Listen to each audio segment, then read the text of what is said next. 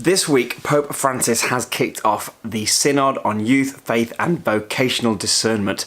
And if you don't know what that means, stay tuned.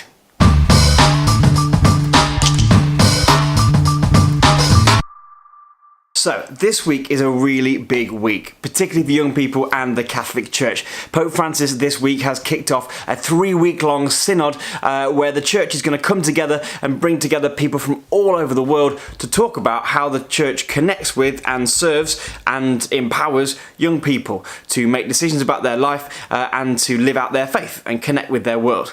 Now, that sounds all very complicated and serious, and when you hear words like Synod and Vocational Discernment and Vatican, it all sounds a bit complicated and a bit detached. But actually, more than any time ever before when it comes to something like this, the Church has really reached out to young people to try and figure out what they're saying, what they need, and what it can do as a church to help them and meet them where they're at.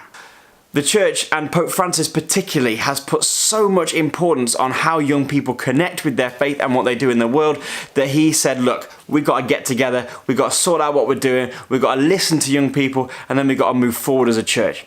And personally, I think that's pretty cool. Pope Francis has started off this synod by talking about hope and about how the hope of young people can give us hope for the future of the church. And there was 300 young people invited to the Vatican for a whole week earlier this year who kind of worked together to prep what they were going to talk about.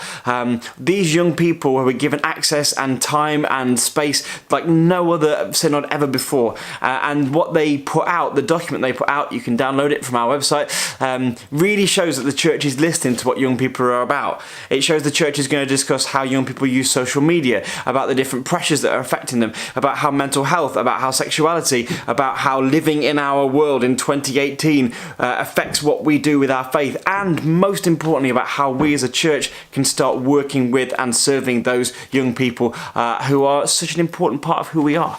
So what I'd like to do over the next few weeks is keep checking back on our YouTube channel, hit subscribe. That's really, really important because that way you'll get notified straight away about what's coming on. If you hit that little bell and ring that bell, then you'll know when our new videos are launched, because we're going to keep you up to date with everything that's happening in the synod. About halfway through, they'll probably kick out some information saying, look, this is kind of what we're talking about, this is kind of where we're going, which will be really, really useful for us to help understand what's going to happen.